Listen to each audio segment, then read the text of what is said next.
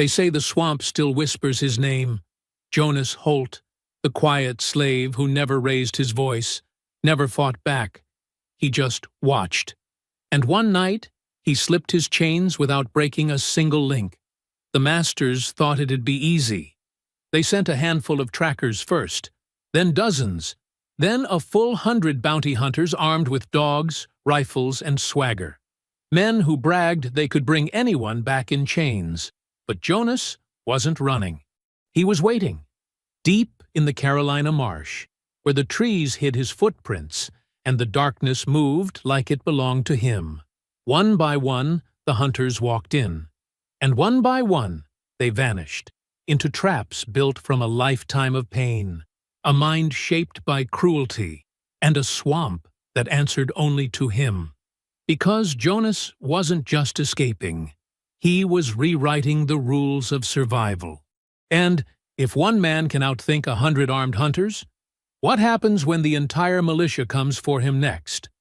Before we go any further, comment where in the world you are watching from, and make sure to subscribe, because tomorrow's story is one you don't want to miss. The fog came first, like it always did, gray and heavy, clinging to everything. It rolled across the yard in slow waves, turning fence posts into shadows and making the ground slick with dew. Clark pushed through it, boots squelching in mud, heading toward the work sheds where morning roll call happened every day at the same time, rain or shine. He carried a brass bell in one hand and a ledger in the other. The bell was for waking, the ledger was for counting. Simple routine. He'd done it 1,000 times. But today, something felt wrong. The air was too still. No sounds came from the sheds. No coughing, no shuffling of feet, no quiet murmurs people made when they thought no one was listening. Just silence, thick and waiting. Clark stopped walking. He squinted through the fog and saw the door to the far shed standing open. Not broken, not forced, just open. He walked faster. When he reached the doorway, he saw them, the shackles, lying in the dirt like someone had carefully placed them there.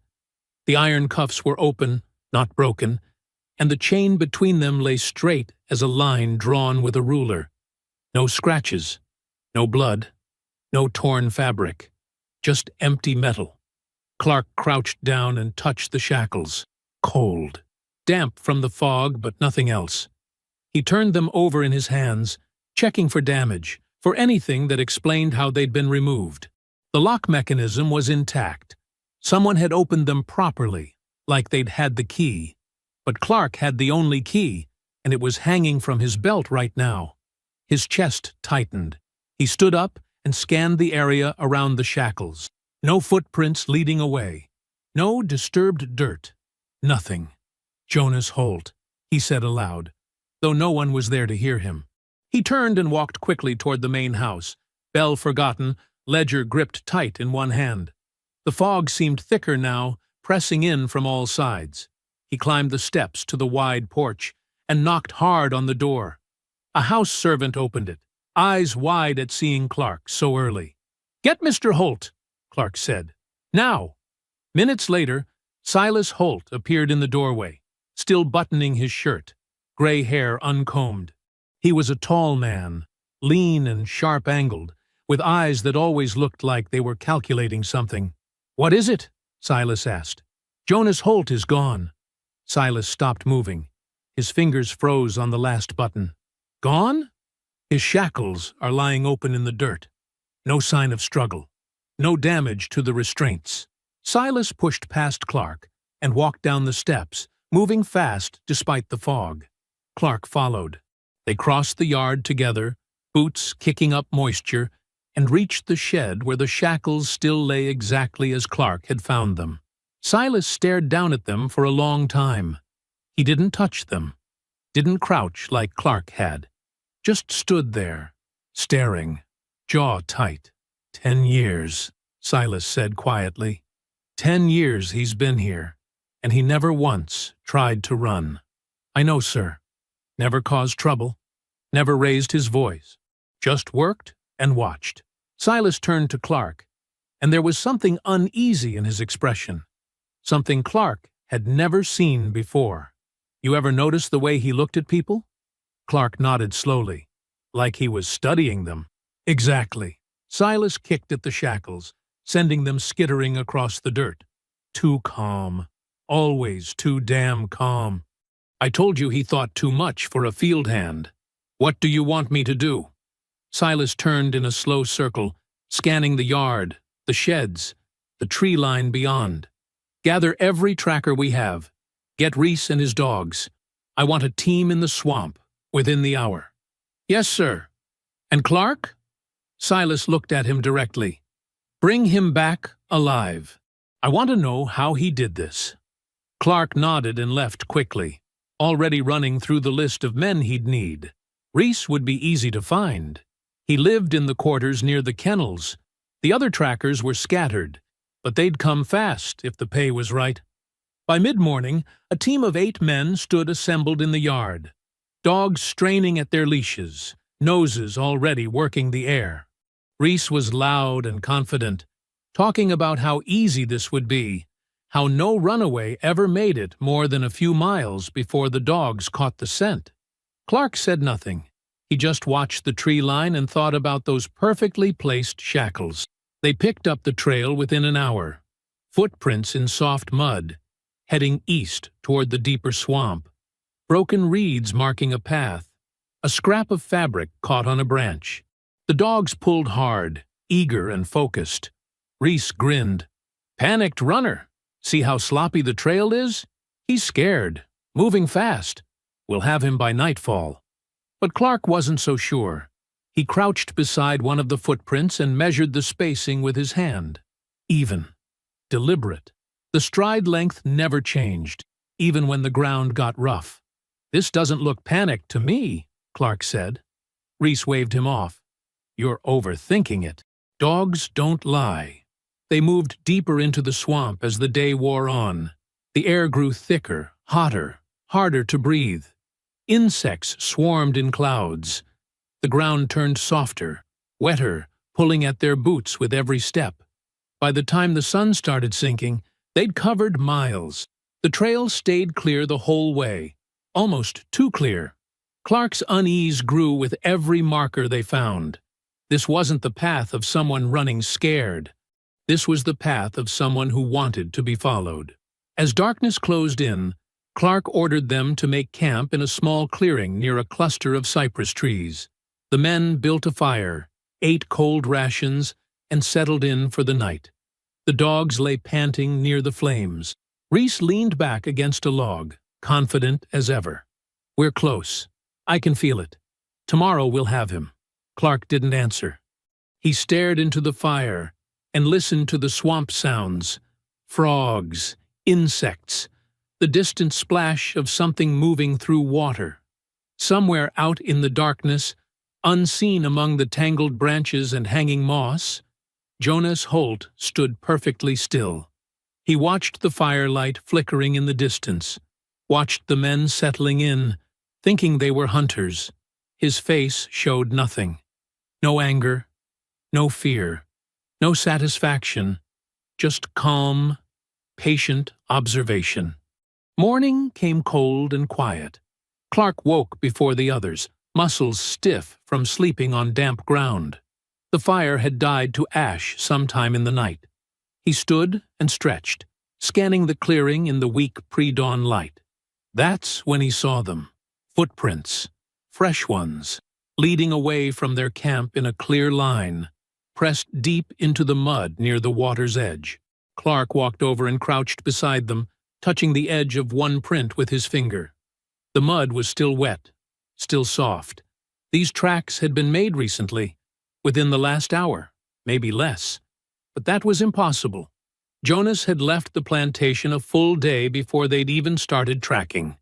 He should be miles ahead by now, not circling back to walk past their camp in the darkness. Clark stood slowly, following the line of prints with his eyes. They led straight into the deeper swamp, perfectly spaced, each one clear and deliberate, like someone had walked through on purpose, wanting to be seen. "Reese!" Clark called out. voice sharp enough to wake the sleeping men. Reese jerked upright, blinking and confused. "What? Look at this!" The other men gathered around the footprints, whispering to each other. Reese pushed through and stared down at the tracks, frowning. "Fresh," one of the trackers said quietly. "Can't be more than an hour old." "That doesn't make sense," another man muttered. "We've been following him east all day. Why would he double back?" Reese waved a hand dismissively. "Probably another runaway. Someone else heard Jonas got out and decided to follow." Clark shook his head.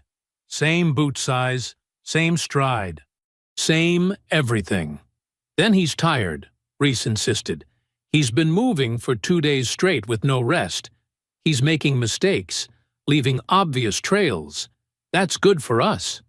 Clark didn't respond. He turned and looked back toward the direction they'd come from, then forward again at the new tracks. Something felt wrong, but he couldn't name it. The prints were too perfect, too deliberate. Like someone had walked through the mud specifically to leave a message. "Get the dogs ready," Clark said. "We move now." The men packed quickly, nervous energy replacing the confidence from the night before. The dogs picked up the scent immediately, pulling hard on their leashes, eager to follow. Reese grinned and said something about easy money, but his voice sounded forced now, less certain. They moved deeper into the swamp as the sun rose higher, turning the fog to steam. The ground grew softer with each step, sucking at their boots. Cypress trees closed in on both sides, their trunks thick and dark, their roots twisting up through the water like fingers. The trail led them into a narrow channel barely wide enough for 2 men to walk side by side. Moss hung low from the branches overhead, brushing against their faces. The water on either side was black and still. Reese's lead dog stopped suddenly. The animal planted its feet and whined, pulling backward on the leash, trying to retreat. "What's wrong with him?"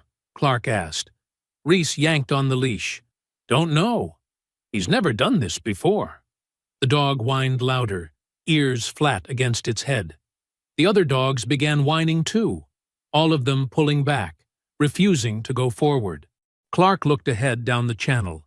He couldn't see anything unusual, just more trees, more water, more shadows. But the dogs wouldn't move. "Send 2 men ahead," Clark ordered.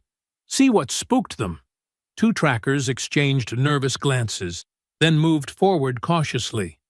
Rifles held ready. They disappeared around a bend in the channel. The rest of the group waited in tense silence, listening. Minutes passed. No shots, no shouts, no sounds at all except the constant buzz of insects and the distant croaking of frogs. "Should have heard something by now," one man muttered.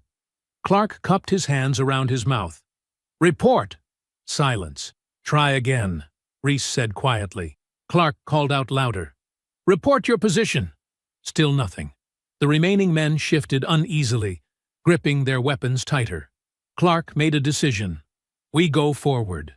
Together. Stay close." They moved as a group, boots splashing through shallow water, eyes scanning the trees on both sides. The channel bent slightly to the left, and when they came around the curve, Clark stopped so suddenly the man behind him nearly walked into his back. There, balanced neatly on a fallen log in the middle of the channel, sat both men's gear. Rifles, powder horns, hunting bags, canteens. Everything laid out carefully, organized by size, completely dry despite the damp air. But the men themselves were gone. Clark walked forward slowly, studying the arrangement. No blood on the gear, no torn fabric, no signs of struggle anywhere. The rifles hadn't been fired, he could tell from the undisturbed powder. The hunting bags were still packed with provisions. "Where are they?" someone whispered. Clark picked up one of the rifles and checked it thoroughly. Clean, loaded, ready to fire. He set it back down exactly as he'd found it, and turned in a slow circle, scanning the trees, the water, the thick undergrowth. Nothing. "Maybe they went to scout ahead," Reese suggested, but his voice was shaking now. "Left their gear so they could move quieter." "Both of them," Clark said. Without a word, one of the younger trackers started backing away, shaking his head. "This ain't right. This ain't natural. He's playing with us." "Shut your mouth," Clark snapped. "He's right, though," another man said. "Jonas knew we'd come this way. He wanted us to find this." The young tracker's breathing got faster. "I'm not dying in this swamp for no runaway slave. I don't care what they're paying." He turned and started walking back the way they'd come, moving fast, nearly running. Clark caught him by the shoulder and spun him around. "You run! You're finished! No pay! No work! No one will hire a coward! Better broke than dead!" Clark slapped him hard across the face. The crack echoed through the trees. The young man stumbled but didn't fall. He stared at Clark with wide, frightened eyes. "We stay together," Clark said slowly, looking at each man in turn. "We stay focused. Those men probably fell in the water, got disoriented, wandered off. The swamp does that, confuses people, makes them lose direction. We find them, we all go home. Understood?" Murmurs of agreement, but no one looked convinced. They spent the next hour searching the area, calling out, looking for any sign of the missing men. Nothing. It was like they'd simply vanished, leaving their gear behind like grave markers. Miles away, deeper in the swamp where the water ran dark and the trees grew so thick sunlight barely penetrated, Jonas moved through the undergrowth with practiced silence. He carried a small bundle of reeds and moss, carefully arranged. He stopped beside a game trail the hunters would find eventually and placed false markers, broken branches, disturbed mud, a torn piece of cloth that matched what plantation workers wore. His movements were precise, methodical, each marker placed exactly where it needed to be to guide the hunters deeper, further from safety, closer to the paths he'd prepared. He never hurried, never looked nervous, just worked with the focus of someone who'd spent years watching, learning, memorizing every detail of how trackers operated. When he finished, he straightened and looked back toward where he knew the hunting party was still searching. His expression remained blank, unreadable, the same expression he'd worn for 10 years while working under chains, watching overseers, studying the men who thought they owned him. Then he turned and disappeared into the trees, leaving nothing behind but the false trail he wanted them to follow. By late afternoon, Clark made the decision. They were heading back. The missing men had spooked everyone too badly, and pushing deeper into unfamiliar territory felt like walking into a trap. "We go back to the plantation," he announced. "Get more men, better equipment. Come back prepared." The relief on the men's faces was obvious. They turned and started retracing their steps, moving faster now, eager to reach open ground. They'd walked maybe half a mile when Reese stopped and pointed up at a cypress branch hanging over the channel. "What is that?" Clark followed his gaze and felt his stomach drop. 2 hats. The missing men's hats, hanging from the branch by their chin straps, placed deliberately side by side, perfectly positioned where the afternoon light would catch them. Dry, undamaged, waiting to be found. Clark stared up at them, his hands beginning to shake. Around him, the other men started backing away, whispering prayers, making signs against evil. The hats swayed slightly in a breeze that wasn't there. Clark stood in Silas Holt's study, still wearing mud-caked boots from the swamp. He'd ridden through the night to make this report, and exhaustion made his shoulders sag. Behind the heavy oak desk, Silas listened with growing irritation, fingers drumming against polished wood. 2 men vanished, Clark repeated. No bodies, no blood, just their gear left behind, arranged like someone was sending a message. Silas leaned back in his chair. "You're telling me one runaway slave outsmarted an entire tracking team?" "I'm telling you what happened." "What happened," Silas said slowly, "is that your men got lost in unfamiliar territory, probably fell in the water, drowned, got eaten by something. The swamp's dangerous. That's all this is." Clark shook his head. The gear was dry, organized. Someone placed it there deliberately. or the current carried it onto that log. Both rifles, both packs, both canteens, all perfectly arranged by size. Silas stood abruptly, chair scraping against the floor. I will not accept that Jonas Holt, a field hand who spent 10 years in chains, has somehow become a ghost in the swamp. You're jumping at shadows because you're tired and scared. I'm telling you what I saw, and I'm telling you to shut your mouth about ghosts and messages. Silas walked to the window overlooking the plantation yard.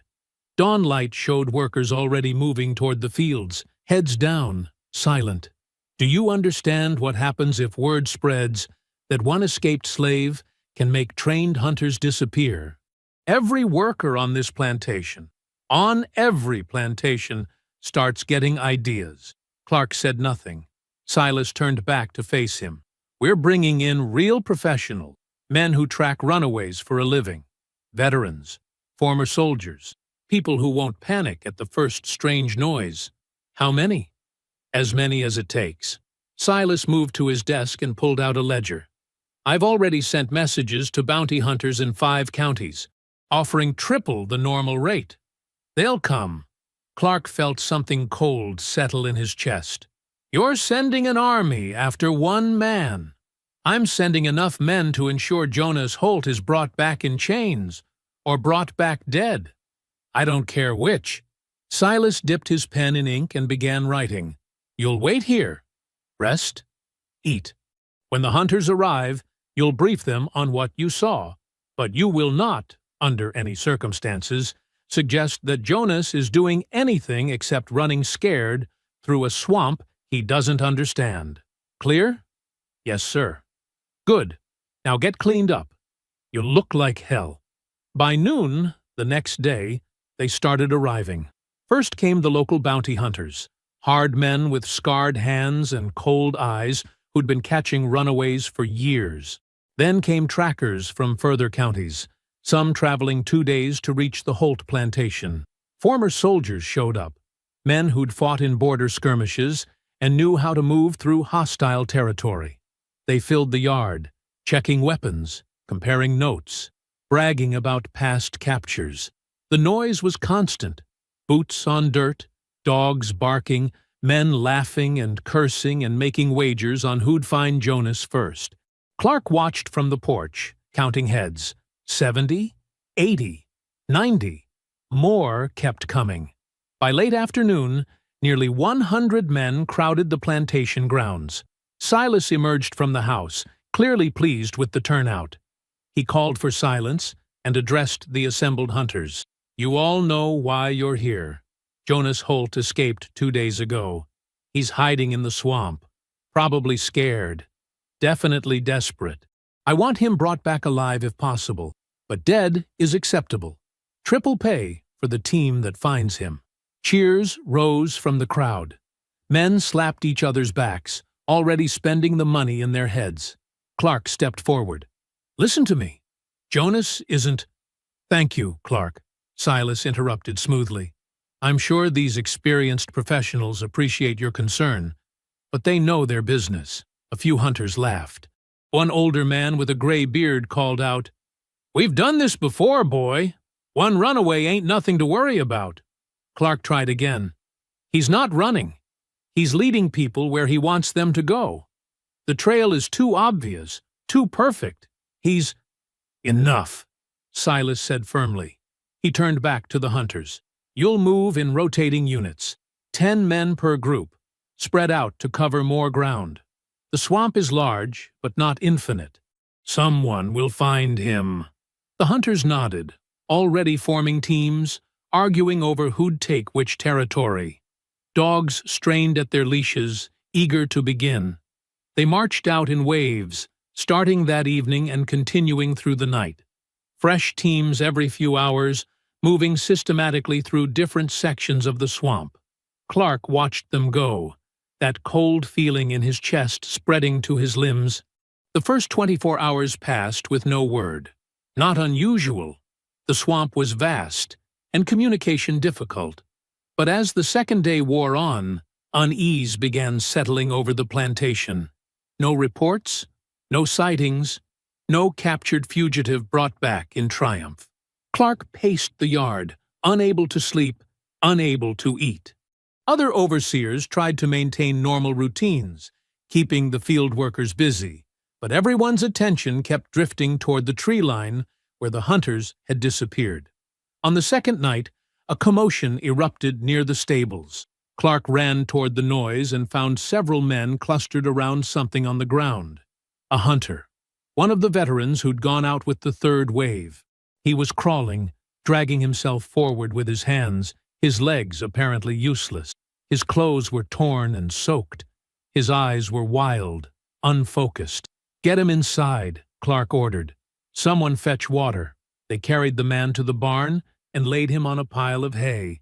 He kept muttering, words tumbling out in a breathless stream that made no sense. Clark knelt beside him. "What happened?" "Where's your team?" The hunter grabbed Clark's shirt with surprising strength. "He knows. He knows the swamp better than the gators, better than anything living. We thought we were tracking him, but he was watching us the whole time. Watching and learning, and where are the others?" "Gone. All gone. We found markers, followed them, split up to cover more ground. Then Jackson disappeared. Then Cole. Then—" The man's voice broke. "The trees move for him. I swear the trees move. He's everywhere and nowhere, and—" "How many came back with you?" The hunter's eyes focused briefly on Clark's face. "Just me. Only me. The others. I heard them calling out. Then silence. Just silence. And those markers he left. Those perfect footprints leading nowhere." Clark felt the blood drain from his face. That was a 10-man team. He took them all. The news spread despite attempts to contain it. By morning, wild rumors filled the plantation. Jonas had supernatural powers, commanded animals, could disappear into thin air. The field workers whispered among themselves, and for the first time in years, some of them smiled when the overseers weren't looking. More hunters failed to return. Then more. The rotating units stopped coming back, and fresh teams refused to enter the swamp without word from those ahead. By the third evening, Silas stood in the yard surrounded by nervous overseers and remaining hunters who'd refused to deploy. His face was pale, jaw clenched. A messenger arrived on horseback, a local farmer who'd been watching the swamp's edge. He dismounted slowly, reluctant to deliver his news. "Well?" Silas demanded. The farmer removed his hat and twisted it in his hands. "I've been counting the men who went in, keeping track of who came back." "And?" "All 100 men," the farmer said quietly. "None of them came back." Silence fell over the plantation yard. The messenger stood fidgeting with his hat, while Silas Holt's face turned the color of ash. Around them, the remaining overseers exchanged glances, each one waiting for someone else to speak first. "That's impossible," Silas finally said. His voice came out thin, strained. 100 men don't just vanish. I kept count, sir. Watched every group go in. Been waiting 3 days for someone, anyone, to come back out." The farmer's hands trembled slightly. "Only that one fellow dragged himself out 2 nights ago, and he ain't made sense since." Clark felt the cold certainty settle deeper into his bones. He'd known something was wrong from the moment he saw those shackles lying open. Now everyone else was finally catching up to what he'd understood in the swamp. Jonas Holt wasn't running. He never had been. But what Clark didn't know, what none of them could know, was what Jonas had been preparing for months before his chains fell open. Deep in the swamp, where cypress roots twisted into natural corridors and Spanish moss hung so thick it blocked the moonlight, Jonas Holt knelt beside a narrow channel of flowing water. His hands moved steadily, adjusting stones to direct the current toward a hidden reservoir. Beside him, an older woman named Maroa watched his work with quiet approval. "The water flows clean now," she said. Her voice carried the weight of years, soft but certain. "The children can drink without fear." Jonas nodded. not looking up from his task. Need 3 more channels like this. Spread them out so if one gets discovered, the others stay hidden. You've thought of everything. Not everything. Not yet. Jonas sat back on his heels, studying the water's movement. But I'm learning. The maroon settlement lay scattered across a section of swamp that most hunters would pass right through without seeing. Shelters built low to the ground, covered with living moss and branches that grew naturally around them. Cooking fires so carefully managed their smoke, dispersed before rising above the tree line. Paths that looked like animal trails, unless you knew exactly where to step. Jonas had found this place 6 months earlier, stumbling onto it while running an errand for the plantation that took him near the swamp's edge. He'd expected to find nothing but water and trees. Instead, he'd found Maroa and 15 others who'd escaped over the years, building something impossible. A home where no home should exist. They'd been suspicious at Jonas wore chains, arrived in daylight, could easily be a trap. But he'd sat down slowly, hands visible, and spoken carefully. I'm not here to cause trouble.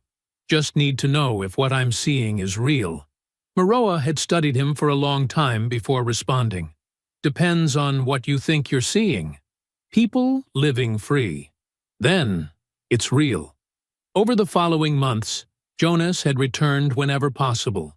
Stolen hours, careful visits that left no trace. He'd mapped routes through the swamp, memorizing every twisted path and hidden clearing, helped dig channels for clean water, learned which plants were safe to eat and which would kill you.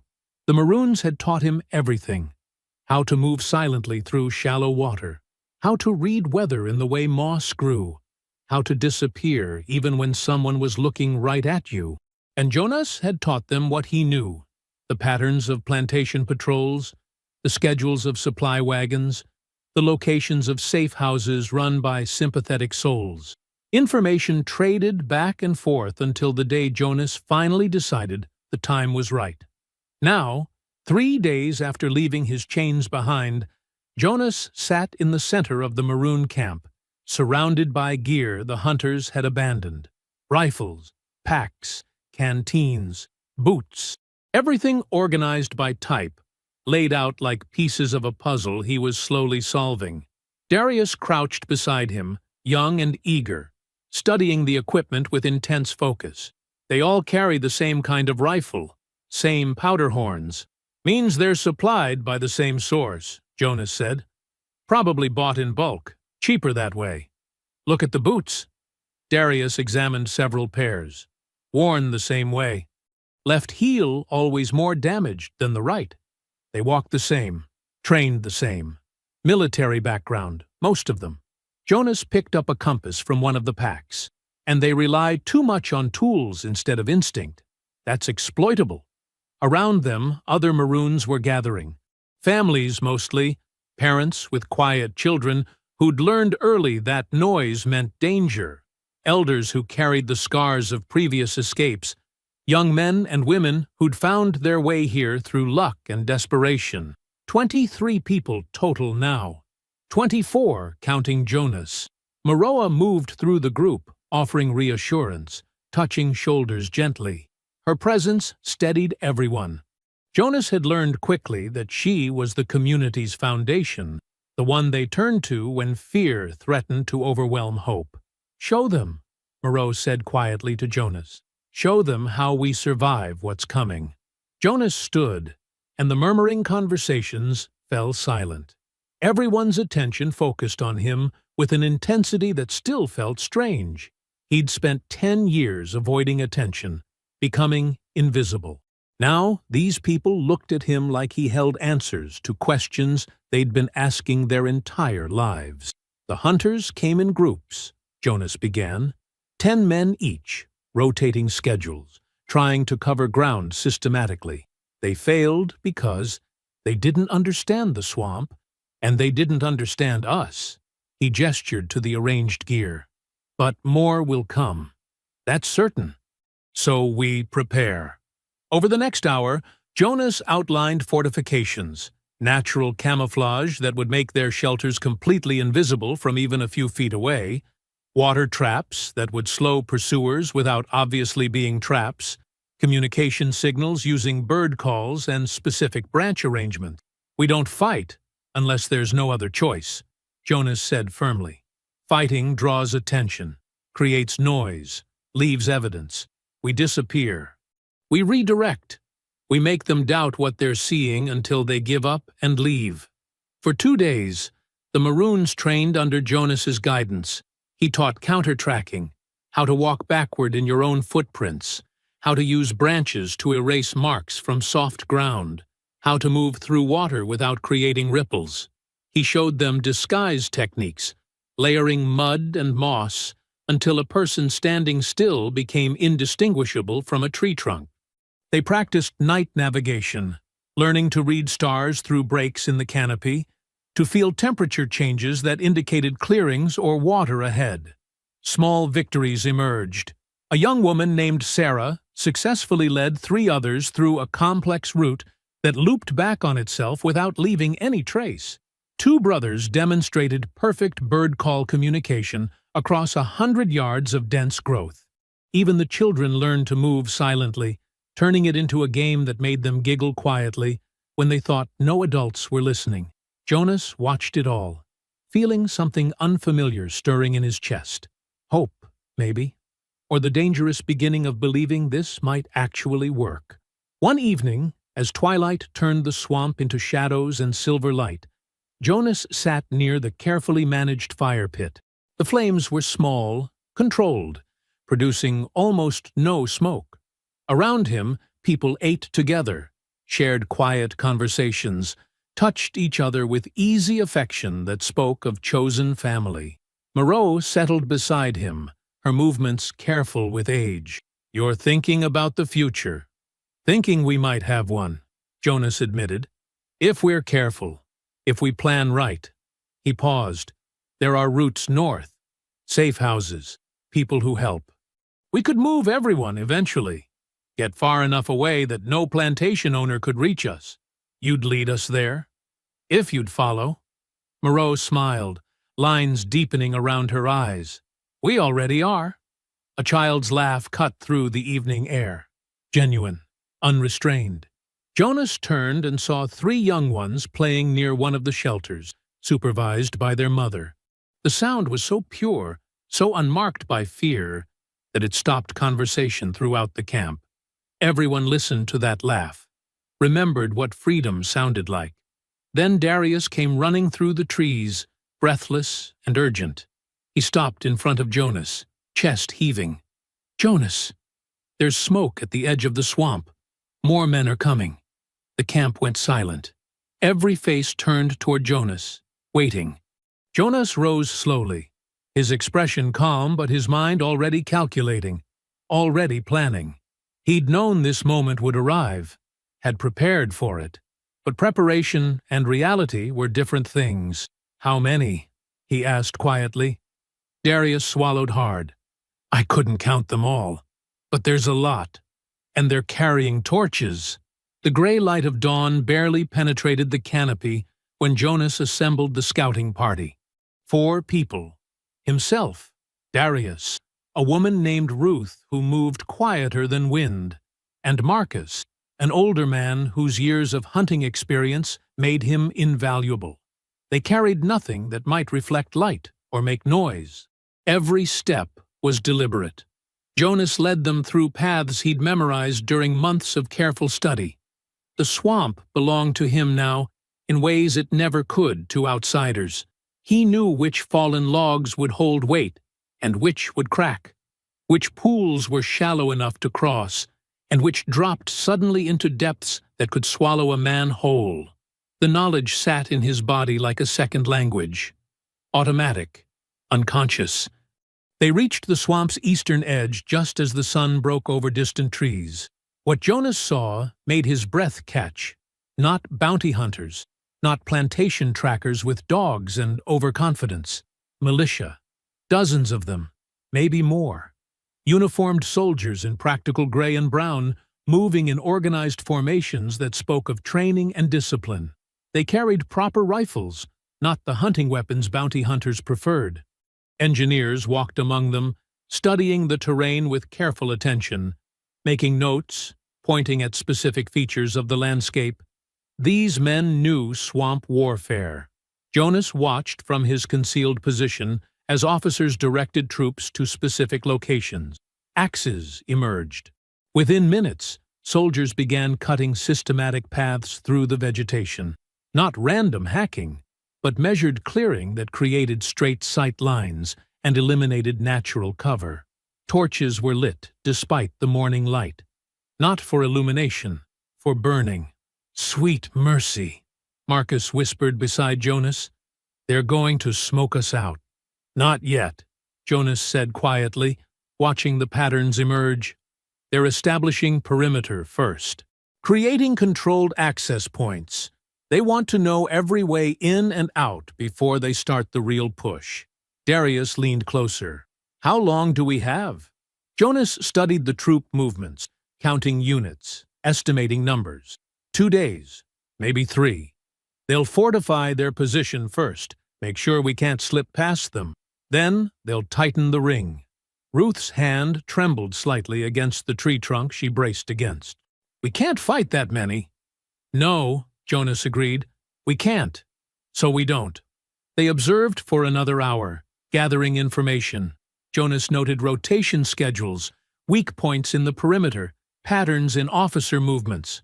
The militia worked with brutal efficiency, every action purposeful, every soldier following orders without hesitation. These weren't men who would panic at strange sounds or abandon equipment at the first sign of difficulty. When they'd seen enough, Jonas led the party back through hidden routes that wouldn't expose their location. The return journey felt heavier somehow. The weight of what they'd witnessed pressed down on everyone. The maroon camp came into view near midday. People looked up as Jonas and his scouts emerged from the trees, faces tight with worry. Everyone had spent the night barely sleeping, listening to distant sounds of chopping and organized movement. They knew something bad was coming. Seeing Jonas's expression confirmed their fears. Moreau stepped forward. "Show me." Jonas gathered everyone in the camp's center, away from the edges where sound might carry. 23 faces watched him with varying degrees of fear, hope, and desperate trust. Children clung to their mothers. Elders sat with hands clasped tight. "State militia," Jonas said simply. "Maybe 40 soldiers, possibly more. Trained, equipped, and organized. They're establishing a perimeter around this section of swamp. In 2 or 3 days, they'll start pushing inward." Silence greeted this news. Heavy, suffocating silence. Then voices erupted, questions overlapping, fear spilling out in words that tumbled over each other. "How did they find us? We have to run. Where would we even go? They'll kill us all." Jonas raised his hand. The gesture was small, but carried enough quiet authority that conversation died. "We stay hidden. We prepare escape routes, and we don't panic." "Don't panic?" A young man named Jacob stood up, shaking.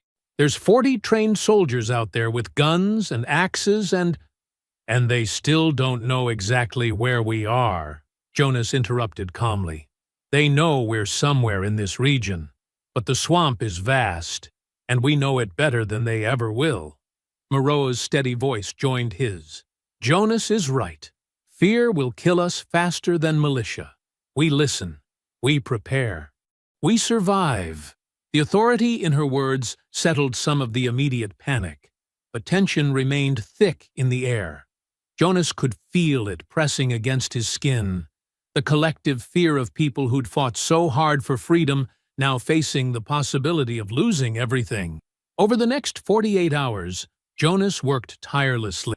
He barely slept, moving constantly between fortification projects and strategic planning. With Marcus and Ruth, he strengthened existing camouflage until their shelters became completely invisible from even arm's length away. He prepared decoy camps in 3 different locations, each with subtle signs of habitation that would draw attention away from the real settlement. Darius helped him map escape routes, multiple paths that would allow different groups to scatter in different directions if the militia broke through. They cached supplies along these routes: water, dried food, basic tools, everything someone would need to survive for days while moving toward safer territory. At night, Jonas studied the militia's rotation patterns, timing their movements, identifying the brief windows when perimeter sections were less heavily guarded. He taught this information to others, making sure everyone knew the schedules. But internal tensions continued rising. Arguments broke out over strategy. Some Maroons wanted to flee immediately, insisting that staying was suicide. Others wanted to fight, to make the militia pay for every inch of ground. Jonas found himself mediating constantly, holding everyone together through firm resolve and patient repetition of the plan. "We survive by being smarter, not stronger," he said again and again. "We disappear when they push. We wait when they search. We outlast them." On the second night, exhaustion finally caught up with Jonas. He sat near the concealed fire pit, head in his hands, while the camp settled into tense silence around him. People tried to sleep. Most failed. The sounds of distant axes and organized movement carried through the darkness like a countdown. Lena approached quietly, settling beside him. She'd been invaluable over the past 2 days, keeping families calm, tending to children who didn't fully understand why the adults were so frightened. Her presence steadied Jonas when doubt threatened to overwhelm him. "You need rest," she said gently. "Later." "Jonas!" I said later. Lena fell silent, but she didn't leave. They sat together in the darkness, listening to the swamp's night sounds, frogs, insects, water moving through channels. Then Lena's posture shifted. She was looking toward the camp's edge, eyes narrowed. "Who's that?" she whispered. Jonas followed her gaze. Through the shadows and dim starlight filtering through the canopy, he could just make out a figure moving carefully away from the shelters. Someone small, young, trying to be quiet, but not quite managing it. Ezekiel. Jonas's breath caught. The anxious young man who'd arrived at the camp only 3 weeks earlier, still terrified, still adjusting, who flinched at loud sounds and struggled with the constant pressure of hiding. Lena started to rise. "Should we?" "Wait," Jonas said, though his instincts screamed otherwise. He watched Ezekiel slip between trees, heading toward the swamp's edge, toward where militia patrols would be. Jonas didn't see him leave. His exhaustion, the demands of the past 2 days, the weight of 23 lives pressing on his shoulders, it all created a moment of distraction. By the time Jonas stood to follow, Ezekiel had vanished into the darkness. Early dawn broke pale and gray over the swamp, revealing what Jonas had feared. Ezekiel's sleeping spot lay empty, bedding pushed aside in haste, personal items scattered as if abandoned mid-panic. Jonas stared at the vacant space, exhaustion giving way to cold dread. Lena appeared at his shoulder. "He's really gone." "When?" Jonas kept his voice level despite the weight crushing his chest. "Sometime after midnight. I should have woken you immediately, but I thought—" Her voice cracked. "I thought maybe he just needed space, needed to think." Jonas closed his eyes briefly, forcing down the anger that wanted to surface. Anger wouldn't help. Anger wouldn't fix this. "Get Darius! Now!" Minutes later, Darius arrived breathless, already understanding from Jonas's expression that something terrible had happened. Jonas explained in clipped sentences: Ezekiel missing, last seen heading toward the perimeter, hours gone. "We track him," Darius said immediately. "If he's still out there—" "He is," Jonas interrupted. "Question is whether he's alone or if he's already done what I think he's done." They moved quickly, leaving the camp under Moreau's supervision, with strict instructions that no one else leave the perimeter. Jonas and Darius followed the faint trail Ezekiel had left. Broken undergrowth, disturbed moss, the occasional footprint pressed into soft earth. The young man had tried to be quiet, but lacked the skills to truly hide his passage. The trail led east, directly toward where militia patrols operated. Jonas's jaw tightened with each step. He tried to tell himself there might be innocent explanations. Maybe Ezekiel had panicked and fled blindly. Maybe he'd gotten lost trying to scout on his own. But Jonas knew better. He'd seen that particular kind of fear before. The fear that made promises of protection sound like salvation. The fear that whispered surrender might be safer than resistance. They tracked for 2 hours, moving through increasingly dangerous territory. The sounds of militia activity grew louder. Axes biting wood, voices calling instructions, organized movement that spoke of military precision. Then Darius stopped abruptly, pointing. A small clearing ahead showed recent disturbance, cattails broken in a pattern that suggested multiple people standing together. Boot prints in the mud, not just Ezekiel's worn-through shoes, but military-issue boots. Heavy impressions from men who'd stood in one place for several minutes, and scattered on the ground, partially hidden beneath leaves. Military ration wrappings.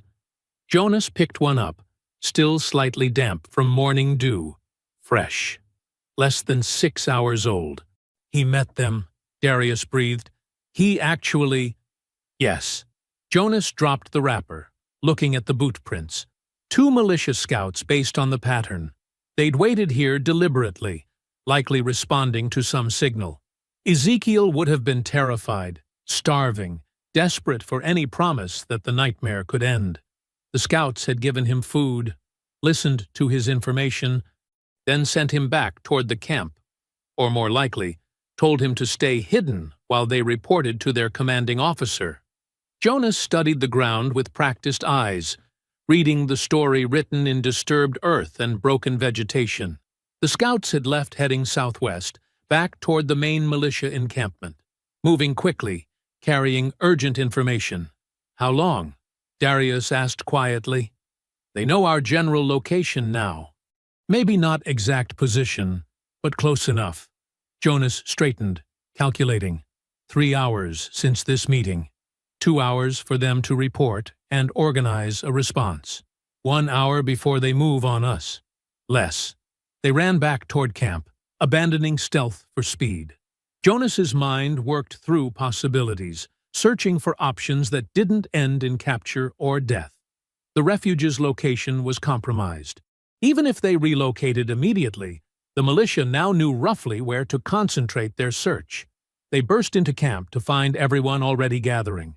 News had spread somehow, that terrible intuition people developed when survival depended on reading signs others missed. Maroa met Jonas's eyes. How bad? Bad! Within minutes, Jonas's fears were confirmed. Distant shouts echoed through the swamp, closer than they'd been that morning. The organized sound of many men moving in coordinated formations. Then something worse, the acrid smell of smoke. Jonas climbed the nearest tall tree, ascending quickly to get a clear view. What he saw made his stomach drop. Militia forces had begun a controlled burn on the swamp's outer ring. Flames licked through dry undergrowth in a deliberate pattern, creating a moving wall of fire that would drive anyone hiding deeper into the swamp's center, exactly where the main militia force waited. They were being herded. Jonas descended and found every face in camp turned toward him, waiting for the words that would either save or doom them. "The refuge is compromised," he said clearly. "No point softening the truth. Militia knows we're here. They're using fire to flush us toward their main force." Panic rippled through the group. Someone sobbed. Children clutched their mothers tighter. Jonas raised his voice, cutting through the fear. "We evacuate. Now! Leave anything that isn't essential. Maroa, Ruth, Lena, help families pack only what they can carry. Marcus, Darius, with me. We need stalling tactics." "Stalling won't," someone began. "Stalling buys time," Jonas interrupted firmly. Time to move children safely. Time to scatter our trail. Time to think. The community exploded into controlled chaos. People grabbed precious items, family heirlooms, tools, dried food. Jonas hated seeing them abandon the homes they'd built with such care and hope. Handcrafted shelters that had meant safety. Gardens that had promised a future. But things could be rebuilt. Lives couldn't. Jonas worked alongside Marcus and Darius, creating false trails leading away from their planned evacuation route. They scattered equipment in multiple directions, lit small fires in locations that would confuse pursuit, disturbed vegetation in patterns suggesting larger groups moving in wrong direction. The smoke thickened. Flames crept closer, crackling through undergrowth with hungry efficiency. Militia voices echoed nearer, coordinated and methodical. Jonas moved through camp one final time, checking every shelter, every hiding spot, every corner where a frightened child might conceal themselves. He found an elderly woman named Sarah struggling with her pack. "Too heavy," Jonas said gently, taking it from her. He removed half the contents, keeping only essentials. "I'll carry the rest. But we survive first. We retrieve later." By mid-afternoon, everyone stood gathered at the camp's edge, ready to move but terrified to take that first step into unknown territory. Smoke hung thick in the air. The fire's roar grew louder. Militia voices called instructions, closer than ever. Jonas did a final head count. 23 faces, including children. Everyone accounted for. Everyone except Ezekiel. Night fell with cruel suddenness, the way it did in the swamp when smoke obscured the sun's final light. Flames reflected against terrified faces, turning familiar features into masks of orange and shadow. Children cried softly. Adults stood frozen between the approaching fire and the unknown darkness ahead. Jonas positioned himself where everyone could see him. His voice carried calm authority, even as his mind calculated a dozen potential disasters. "Tomorrow, we survive by outthinking them," he said clearly, "not outrunning them." The swamp crackled around them, burning. Sunrise came hidden behind smoke so thick Jonas could barely see 20 feet ahead. The swamp had transformed overnight into something alien. Familiar landmarks obscured by gray haze, the air tasting of ash and burning wood. Birds that normally sang morning greetings stayed silent, fled to cleaner air elsewhere. Jonas moved through the gathered maroons, checking faces, reading exhaustion and fear in equal measure. No one had slept. How could they, with flames advancing and militia voices echoing through darkness? "Children first," Jonas said quietly to Lena. "You lead them through the channel. I'll bring up the rear with the elders." Lena's face showed burns from last night's falling embers, angry red marks across her left cheek where she'd shielded a crying child from sparks. She'd refused treatment, insisting others needed medical supplies more. "The channel's narrow," she said. "The little ones will panic underwater. Then we make it quick. 1 breath, 10 seconds, surface on the other side." Jonas demonstrated the motion. Deep inhale, duck beneath woven reeds, emerge into hidden passage. Practice with them now. 3 times before we commit. While Lena drilled the children, Jonas checked the underwater channel one final time. He'd constructed it months ago during the refuge's early days, weaving living reeds with dead ones to create a screen that looked like natural growth from above. Below the surface, a narrow passage led to a deeper channel that cut through the swamp's heart. The water was dark, tannic from cypress roots, impossible to see through. Jonas dove under, counting strokes. 1, 2, 3, 4, 5, 6, 7, 8, 9, 10. He surfaced in the hidden channel beyond, gulping air. The passage would work. It had to work. He returned to find children practicing their breathing, some still crying but focused on the task. A small boy named Thomas looked up at Jonas with wide eyes. "What if I can't hold my breath long enough?" Jonas knelt to the boy's level. "Then you grab onto me, and I'll pull you through. But you can do this, Thomas. I've seen you hold your breath longer than 10 seconds playing games. That was different. Only in your mind. Your lungs work the same whether you're playing or escaping." Behind them, militia voices grew louder. Organized shouts suggested they'd reached the refuge's outer perimeter. "Minutes now, not hours." "We move," Jonas said, raising his voice enough for everyone to hear. "Children with Lena first, then Ruth with the mothers, then Maroa with those who need assistance, Darius, Marcus, and Abram. You're with me at the rear." The evacuation began. One by one, children ducked beneath the reed screen, holding breath, disappearing into dark water. Jonas counted seconds for each. 10, 11, 12. A small head popped up in the hidden channel beyond. Safe. Another child. 10 seconds. 11, 12. Safe. Thomas went last among the children, grabbing Jonas's hand for courage before ducking under. Jonas felt the boy's fingers squeeze tight, then release as he kicked forward. 13 seconds. 14.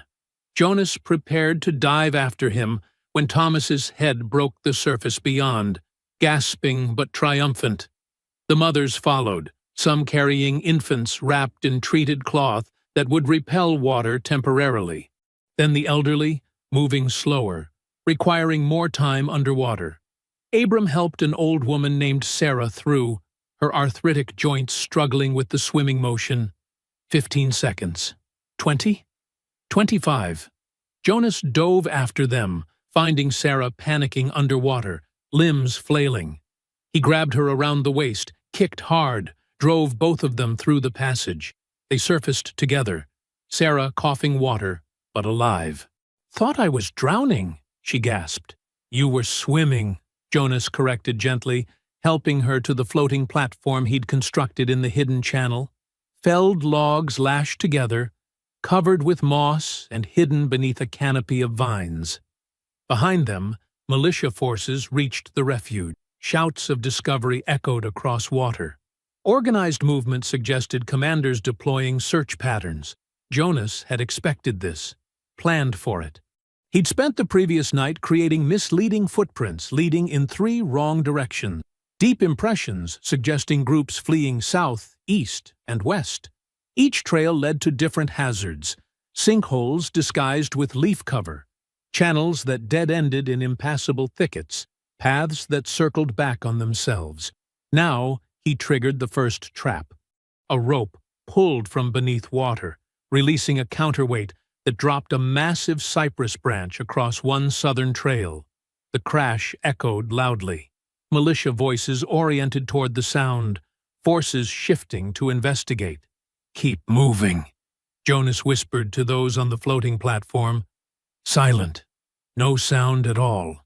They drifted deeper into the hidden channel, propelled by subtle poles Jonas had positioned underwater. The current carried them north, away from the burning refuge, away from the tightening search pattern. Overhead, the vine canopy concealed their movement from anyone standing on solid ground. But the escape remained grueling. A young girl slipped from Abram's grasp, splashing into water too deep for her height. Abram lunged, catching her leg, pulling her back before current could sweep her away. The girl coughed quietly, terrified but holding back screams that would betray their position. Lena's burns worsened as the day wore on, skin blistering from heat and infection. She pressed wet moss against the wounds, jaw clenched against pain she refused to voice. Jonas made decision after decision, each one critical. When smoke shifted direction, threatening to suffocate those on the platform, he redirected their course using hidden guide ropes. When militia voices approached their position, he created diversions. A thrown rock creating ripples 50 yards south, drawing attention away. The sun crossed overhead, invisible behind smoke. Time became measured in small survivals. Another hour without discovery, another child kept quiet, another elderly person helped through exhaustion. As afternoon faded toward evening, Jonas made his final decision. The refuge must leave no evidence. Every shelter, every tool, every sign of permanent habitation had to vanish. He couldn't allow the militia to understand how organized the Maroons had become, how long they'd been there, how many escape routes existed. He triggered the water trap he'd prepared for this exact scenario. A series of dammed channels released simultaneously, flooding the refuge's center and collapsing the ground near the militia's rear position. The sound suggested catastrophic structural failure, earth giving way beneath men's feet. Shouts of alarm echoed across the swamp, officers calling for retreat from unstable ground. The organized search pattern dissolved into chaos as soldiers scrambled for solid footing. Jonas used the confusion. He guided the floating platform faster now, abandoning stealth for speed. The Maroons moved through deepening channels as darkness fell, putting miles between themselves and the ruined refuge. Hours passed in silence. Children slept despite fear, exhausted beyond consciousness. Adults moved mechanically, too tired for thought, following Jonas's whispered directions without question. Finally, near midnight, Jonas spotted the landmark he'd been seeking. 3 cypress trees grown together, their roots forming a natural archway. Beyond them, the far northern tree line marked the swamp's boundary. "We're here," Jonas whispered.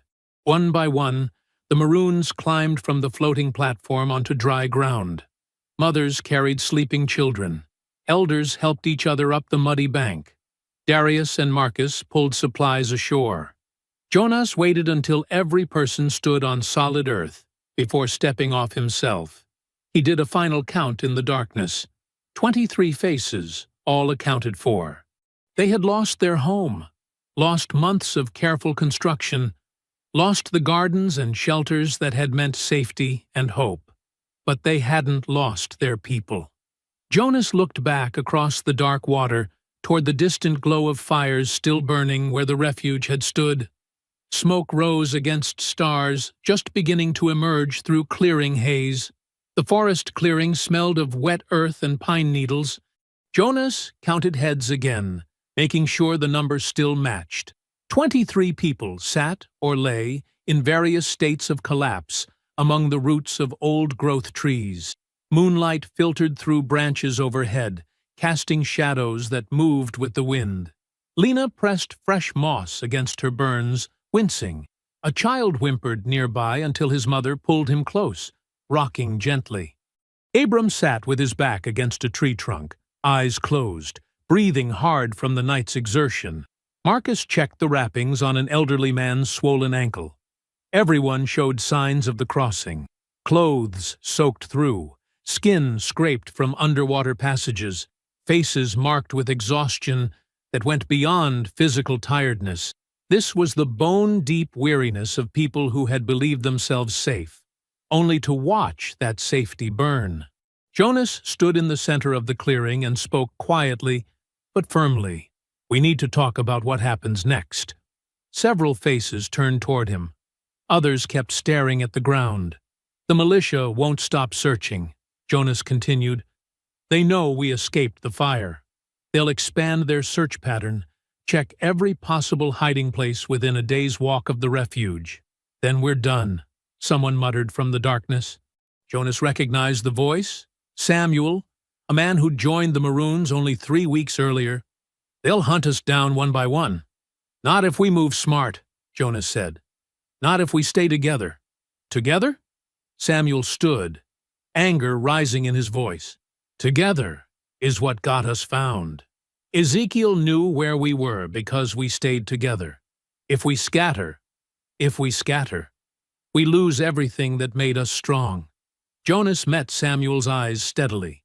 "The refuge worked because we shared knowledge, shared resources, shared watch duties. Alone, you're just one person trying to survive in hostile territory. Together, We're a community that knows how to disappear. Where do you suggest we go? Maroa asked. The elder's voice carried weight that made others listen.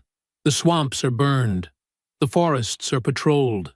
The towns will turn us in for reward money. Jonas had been thinking about this question since yesterday's fire. He'd studied maps in the overseer's office years ago, memorizing topography during the brief moments when Clark left documents unattended. He'd listened to travelers' stories, absorbed details about regions beyond plantation territory. North, Jonas said, to the foothills. That's weeks of travel. Darius objected. We have children, elderly, injured. We can't move that fast. We move at night.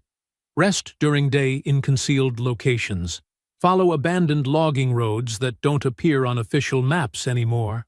Jonas gestured north, toward distant mountains invisible in darkness. The foothills have caves, natural shelters, streams that run year-round. The terrain is difficult enough that patrols stay in valleys. We can build something new there. You're asking us to trust you again, Samuel said bitterly. Trust you to lead us somewhere safe. But the last place you said was safe got burned down around us. The accusation hung in the air. Jonas felt its weight, knew it reflected fear more than genuine blame, but also knew it needed addressing. You're right, Jonas said simply. I told you the refuge was secure. I believed it was secure. I was wrong. Silence followed his admission. But I wasn't wrong about everything, Jonas continued. I wasn't wrong about the escape routes I planned. I wasn't wrong about the water channels that got us out alive. I wasn't wrong about staying calm when panic would have killed us all. He looked around the clearing, meeting eyes one by one. I can't promise you safety. No one can promise that. But I can promise you, I'll use everything I know to keep us moving, keep us hidden, and keep us together until we reach land where we can build again. Not a temporary refuge this time. A permanent home.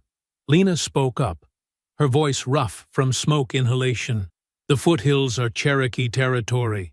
They might not welcome us. They might not, Jonas agreed. But they also have no love for the militia, and they understand what it means to be pushed from your land. He paused. We'll approach carefully, respectfully.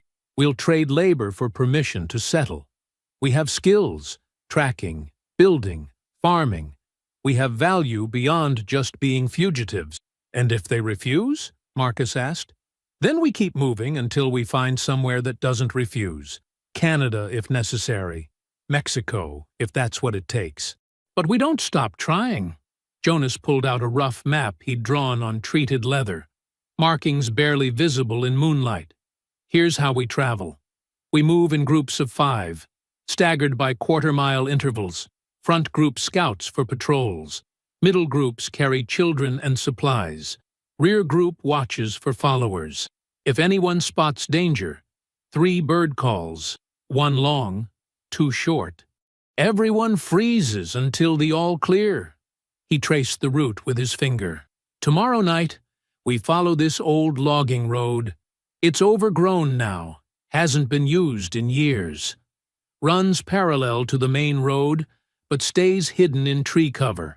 We cross the shallow river at this ford where the current runs slow. Then we rest in an old hunter's blind I saw marked on Clark's maps years ago. What about food? Someone asked. We forage as we travel. Wild onions, cattail roots, whatever small game we can trap quietly. No fires until we're 3 days away from militia range. Cold camps only. What about the children? A mother asked, clutching her young daughter close. They can't walk all night without crying. We carry the youngest in rotation. Adults take turns. No one carries alone longer than an hour. Jonas looked at the mother directly. Your daughter's survival depends on all of us, and our survival depends on her silence. Can you help her understand that? The mother nodded slowly, uncertain but willing to try. Rest now, Jonas said. We have 2 hours before we need to move. Sleep if you can. Eat whatever food you carried out. Drink water, but ration it. The next water source is 6 miles north. People settled into uneasy rest. Some slept immediately, exhaustion overwhelming fear. Others sat awake, staring into darkness, processing everything they'd lost. Jonas didn't sleep. He sat at the clearing's edge, watching the southern horizon, where smoke still rose faintly against stars. His mind ran through contingencies, backup plans, alternate routes, if the primary path proved blocked. Darius joined him after a while. "You really think we can make it to the foothills?" "I think we don't have better options." "That's not the same as thinking we'll make it." Jonas was quiet for a moment. "No, it's not." They sat together in silence as the night deepened around them. An owl called from somewhere in the forest. Wind rustled through pine branches. Normal sounds of a forest at night, undisturbed by human presence. 2 hours passed. Jonas rose, stretched muscles stiff from the night's swimming and pulling and constant motion. He woke people gently, helped gather the few supplies they'd managed to carry from the refuge. The march north began in darkness. 23 people moving like ghosts through forest shadows. They followed Jonas's planned route, exactly. The old logging road appeared where he'd predicted, overgrown with ferns and young saplings, but still passable for careful travel. They moved in staggered groups, maintaining spacing, communicating through hand signals and soft bird calls. Children walked between adults, hands held tight. The youngest rode on shoulders or were carried in slings fashioned from torn clothing. When one child started to whimper, Jonas was there immediately, kneeling down, speaking quietly about the stars overhead, turning fear into wonder just long enough for the moment to pass. They crossed the shallow river at the ford Jonas had identified. Water ran cold and clear, barely knee-deep in most places. Everyone drank their fill, knowing the next water source lay hours away. As dawn approached, they reached the old hunter's blind Jonas had mentioned. A rough shelter built into a hillside, camouflaged with branches and moss, abandoned long enough that new growth partially concealed its entrance. People crawled inside, grateful for any shelter after the night's exposure. The space was cramped but dry. Jonas posted watch rotations, insisting everyone sleep except those on guard duty. He took first watch himself, sitting just inside the entrance where he could see the approach path. His eyes felt heavy, body demanding rest, but his mind wouldn't quiet. Too many variables to track, too many things that could go wrong. He allowed himself to close his eyes for just a moment. The sound of distant horns jerked him awake. Jonas's heart hammered as he identified the direction. South, maybe 2 miles away, but moving closer. Militia horns signaling position to other units, coordinating search patterns in the pre-dawn darkness. He turned to wake the others, knowing their brief rest had just ended. Jonas moved through the cramped hunter's blind, touching shoulders, speaking names quietly. People woke with the instant alertness of those who'd learned fear. "Militia horns," he said simply. "South of us, maybe 2 miles. We move now." No one argued. They gathered what little they had. Water skins, bundles of food, children still heavy with sleep. Within minutes, the group was moving again, climbing steadily upward through forest that grew steeper with each step.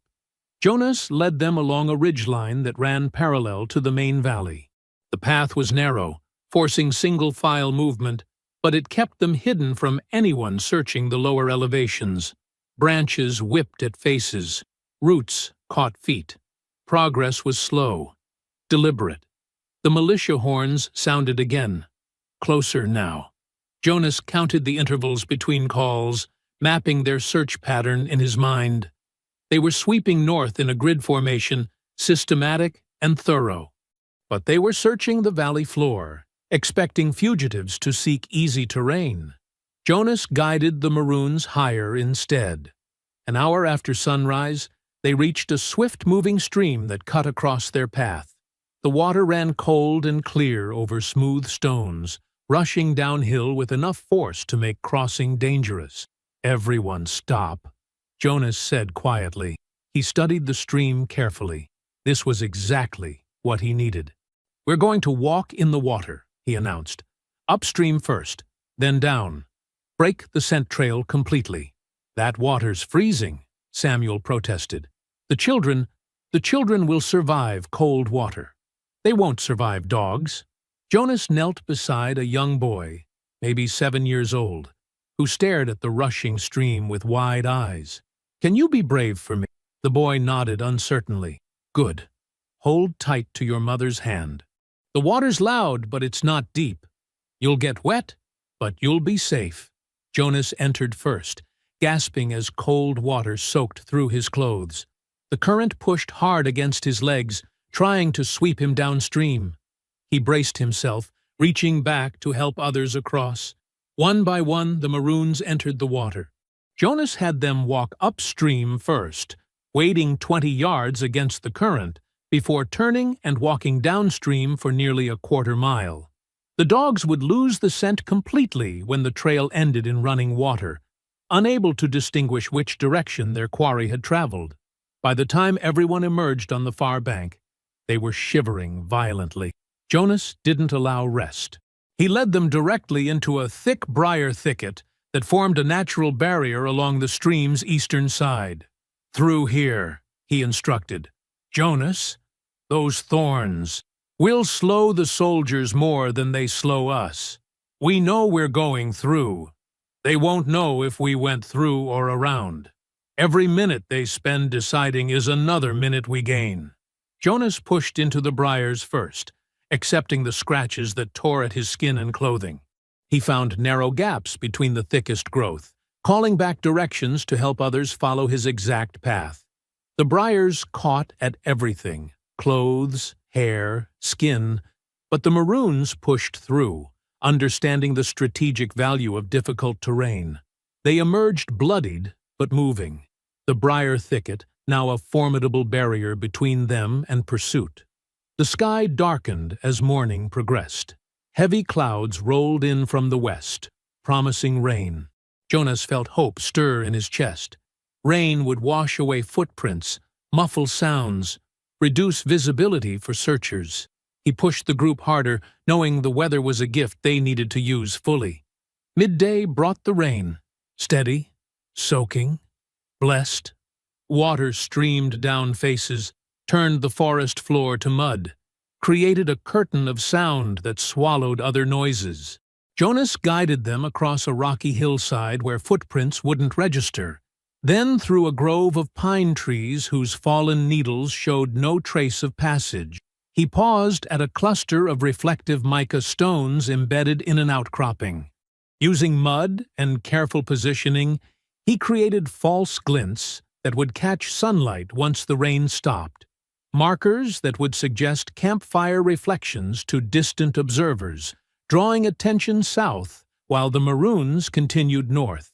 Maroa struggled with the steep terrain, her elderly legs trembling with exhaustion. Jonas positioned himself beside her, offering his arm for support without making it obvious to others. She gripped his forearm with surprising strength. "This old body wasn't made for mountain climbing," she said between labored breaths. "Your old body made it through worse than mountains," Jonas replied. "It survived everything the plantation threw at it. It'll survive this too. You speak with certainty you don't feel." Jonas smiled slightly. "You taught me that skill. Speaking calm when I feel chaos." A child began crying somewhere in the line, tired, wet, frightened. Jonas moved back immediately, kneeling beside a girl no more than 5 years old. Her mother looked apologetic, exhausted, unable to soothe her daughter's fear. "Do you know what lives up in these mountains?" Jonas asked the girl gently. She shook her head, tears streaming down muddy cheeks. "Eagles," Jonas said. "Birds so big they can see everything below them. And you know what eagles do when it rains?" Another head shake. "They fly above the clouds where the sun still shines. They know the rain doesn't last forever. They know if they're patient and strong, they'll see clear sky again." He touched her small hand. "You're like an eagle." You're climbing through the rain, but you're going somewhere the sun still shines." The girl's crying softened to sniffles. Jonas stood, nodding to her mother, and returned to the front of the line. They climbed through afternoon, through evening, through the slow fade of daylight. The foothills rose around them, not yet true mountains, but high enough to provide defensive terrain. Jonas searched for shelter, knowing everyone had reached their physical limits. He found it just as full darkness settled. A shallow cave carved into a limestone hillside, its entrance partially hidden by an overhang of rock and the twisted roots of an ancient oak. The opening was narrow, but the interior expanded, providing enough space for everyone to fit if they pressed together. Inside, Jonas directed, "Quickly!" The Maroons filed into the cave, grateful for any respite. The space smelled of damp stone and old leaves, but it was dry and concealed. Jonas posted himself at the entrance, looking back across the valley they'd climbed from. Below, scattered across the lowlands, he could see distant torches, the militia spreading out in search patterns. They were searching south of the Maroons' position, exactly as Jonas had intended. His false markers had worked. The difficult terrain had worked. The rain had worked. The Maroons were higher, hidden, and temporarily beyond pursuit. Jonas allowed himself to breathe fully for the first time since yesterday's fire. Lena appeared beside him, wrapping a piece of dry cloth around her shoulders. She'd been burned during the escape, skin blistered along her arm, but she hadn't complained once during the entire journey. "Are we safe?" she asked softly. Jonas considered the question honestly. They weren't safe in any absolute sense. They would never be truly safe while they remained in territory where laws made them property rather than people. But they were safer than they'd been in days. "We're safer than we've ever been," he answered. Outside, rain continued falling, steady and cleansing. The sound of it hitting stone and leaf created a rhythm that filled the silence. Below in the valley, torchlights moved slowly through darkness, searching in all the wrong directions. The rain would continue through the night, washing away the last traces of their passage, extinguishing the final remnants of pursuit. 3 months had transformed everything. The Appalachian foothills stretched green and endless, ridge after ridge of forest and stone rising toward distant peaks.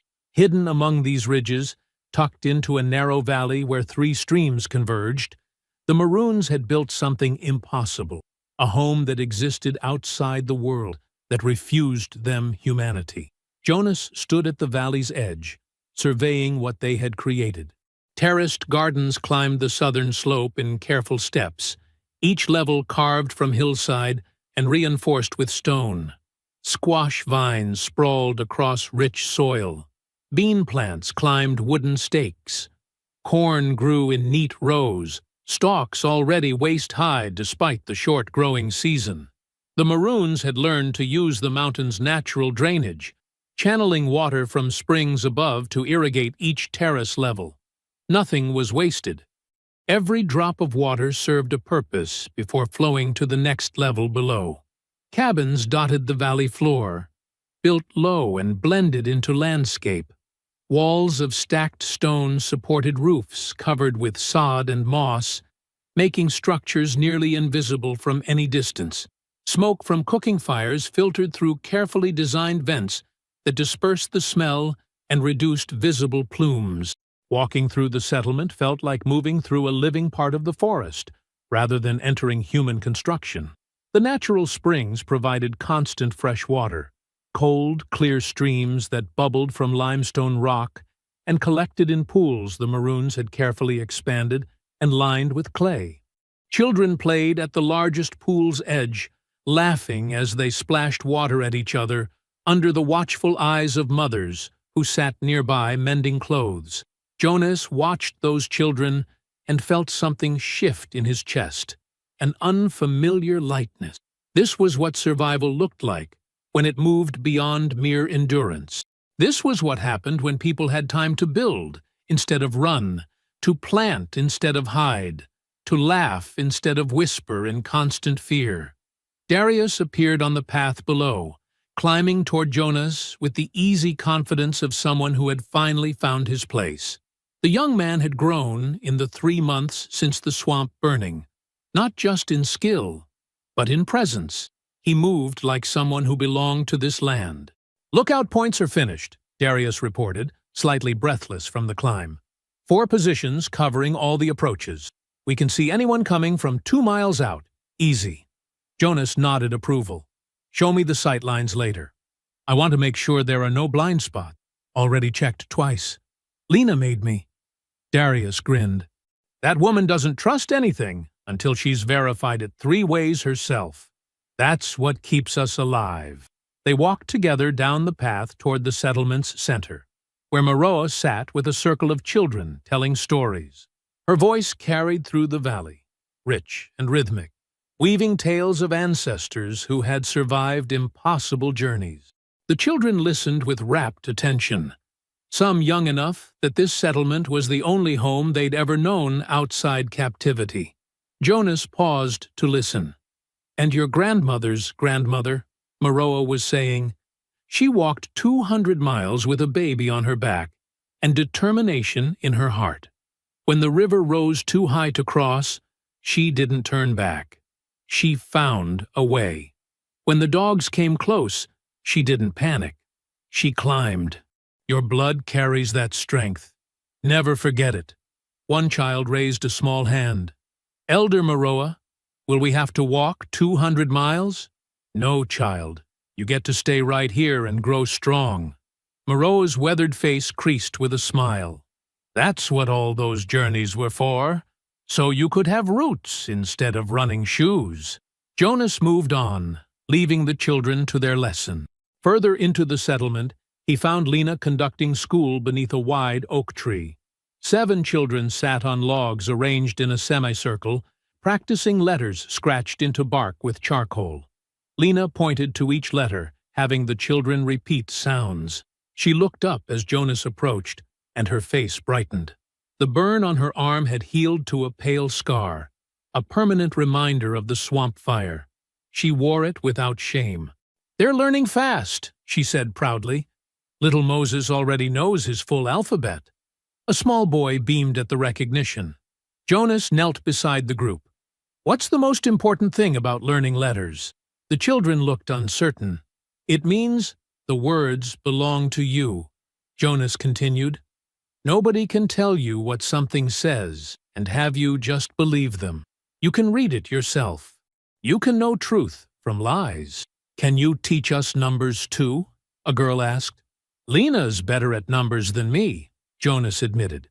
"But yes, you'll learn everything you need to build whatever life you want." A commotion near the valley entrance drew his attention. Jonas rose, instinctively alert, but relaxed when he recognized the source. New arrivals. 3 adults and 2 children, thin and exhausted, being guided into the settlement by the scouts who had found them wandering the foothills. This happened regularly now. Word had spread through the invisible network that connected the enslaved across the South. Whispers of a safe place in the mountains, a community that took in anyone brave enough to run. The Maroons never turned anyone away. Jonas walked to meet the newcomers, offering water from a leather pouch while Maroa approached to assess their condition.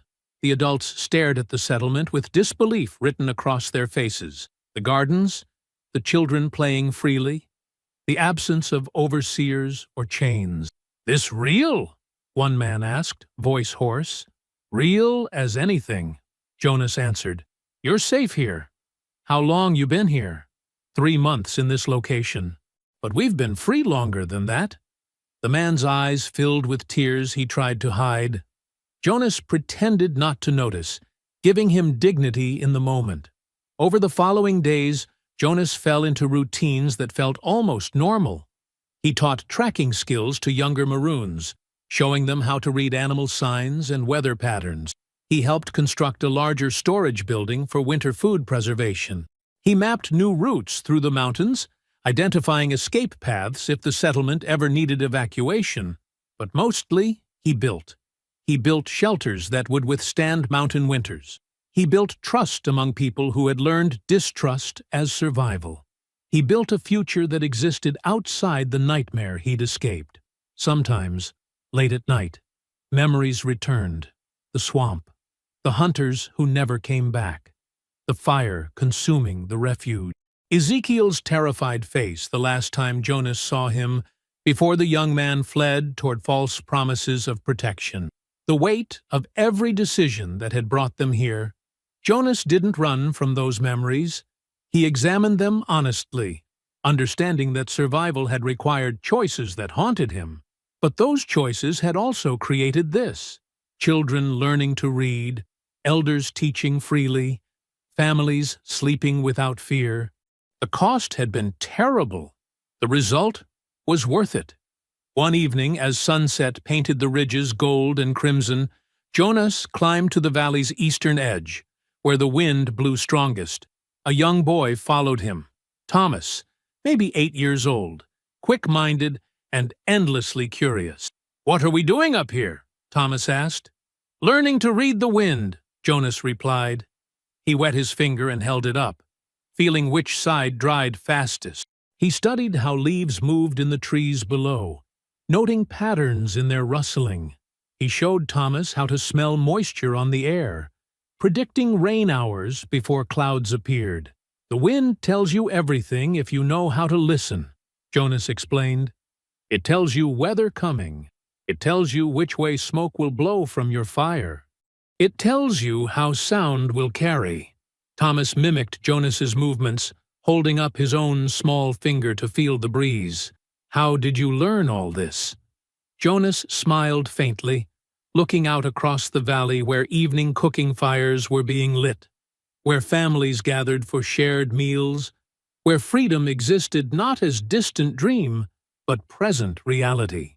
"Freedom starts with knowing which way the world pushes you," he said quietly, "and pushing back harder." The wind rustled through the terraced gardens below, moving across new crops that represented futures reclaimed and lives rebuilt. Thomas stood beside him, small and young and unburdened by chains, learning skills that would keep him free. Jonas breathed deeply, tasting mountain air and possibility. I hope you found that story powerful. Leave a like on the video and subscribe so that you do not miss out on the next one. I have handpicked 2 stories for you that are even more powerful. Have a great day.